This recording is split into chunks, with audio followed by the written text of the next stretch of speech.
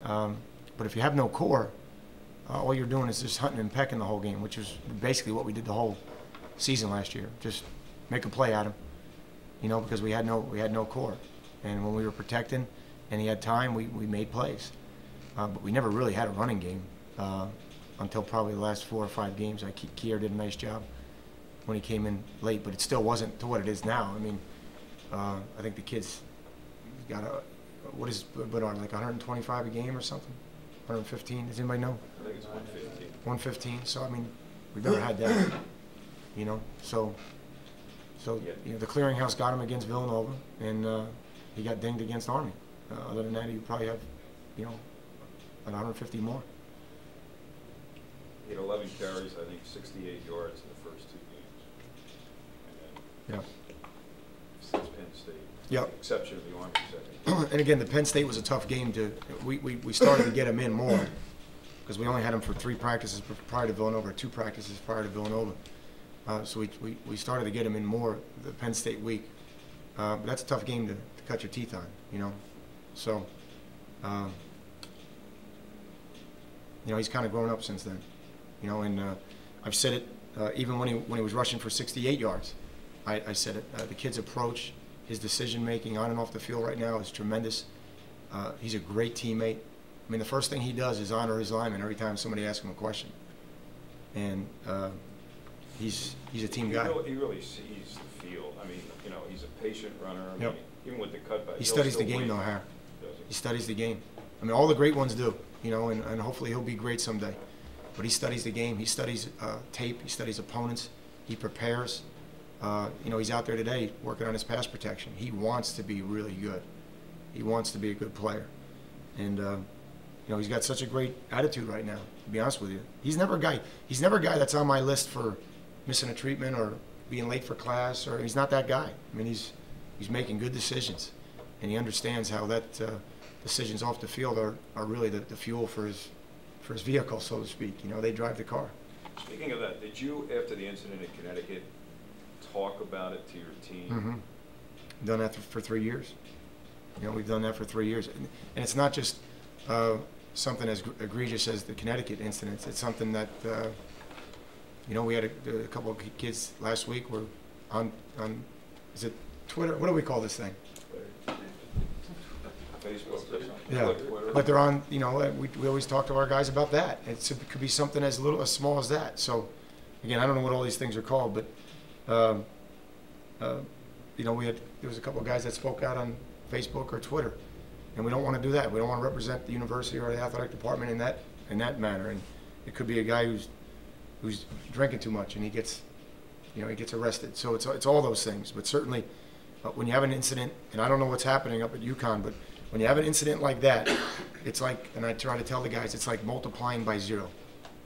You're in there, and you've been to bowl games, and you got a watch on or a ring on, you got your sweatsuit on, and you're dealing with someone that's multiplying by 0, and it doesn't matter what you do. He's got nothing to lose. Doesn't matter what he's saying to you, no matter what's going on, he's got nothing to lose, and you have everything to lose. And I don't know what the circumstances there were, but certainly we're trying to educate our guys that if you're in that circumstance, to help each other and get out of there.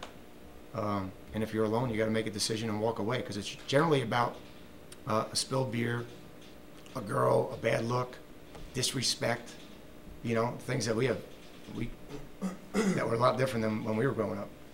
But it's generally about that. But you're looking someone in the eye that's multiplying by 0, and no matter what you say, they want to go after you, and you have everything to lose. They don't have anything.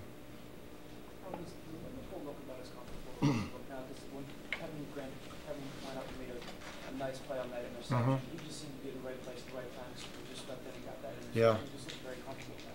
Yeah, he's getting there. We had a couple of technique things that I was trying to get him with during the game, and but he's coachable, and he has confidence. I thought he could have paid attention to detail a little bit better in this week on defense and on special teams, but certainly to answer your question, he's getting more comfortable, and the thing he has the chance to be a really good corner because he is tough and because he has a short memory. He's got the confidence that a corner needs. He's got a very short memory, and when something doesn't go well, he can move on quickly, and he has a next play mentality. So we're pleased with his development, and we're going to need him here in November. Play well. We kind of dealt with this before, but Navy's coming off a week where they didn't throw a single pass. Is it in your mind where they may try to trick you at all and say, okay, we didn't throw a pass last week, or did you not get caught up? Yeah.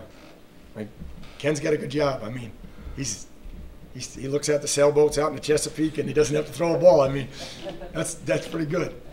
You know what I mean? God bless him. You go to the train station.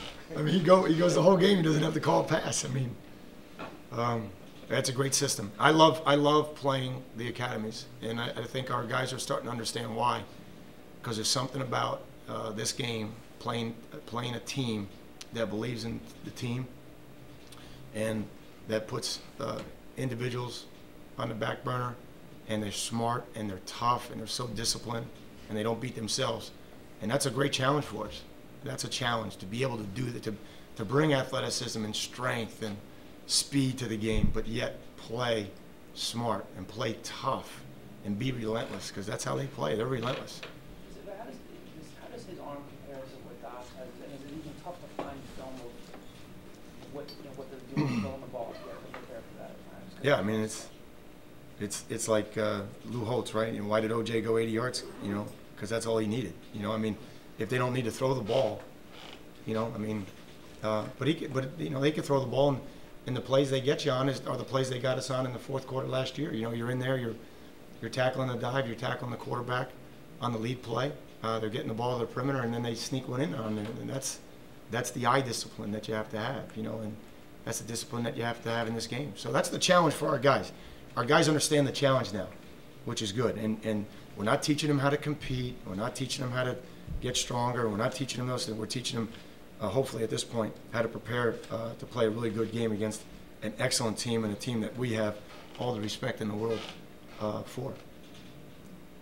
What's the atmosphere like playing at Navy with the brigade? It's nice. Is it, Yeah, it's nice, and we appreciate it, to be honest with you. We appreciate it. Is it loud? Yeah. Yeah. Yeah, I think anytime you get, what anybody know, 4, 5, 6,000? How many young people they have in that brigade? 4,000? You get 4,000 young people together like that. I mean, it's loud. So, and it's not like they're lacking confidence. I mean, you got to be a pretty confident person to go there to begin with. So, but it's a great atmosphere, and I think it's something our kids enjoy, as opposed to going down there and being squeamish. I think it's something that there's a lot of tradition and everything, and I think our kids respect that about Annapolis and about playing Navy and about what they represent. This is kind of a game now where both of you are on win streaks. I guess this term bowl eligible is going to be mentioned for whoever wins this game. By you? By me. Okay. I know it won't be by you. Just want to make sure we're on the same page there. But that will be the perception of the fans and so. Yeah.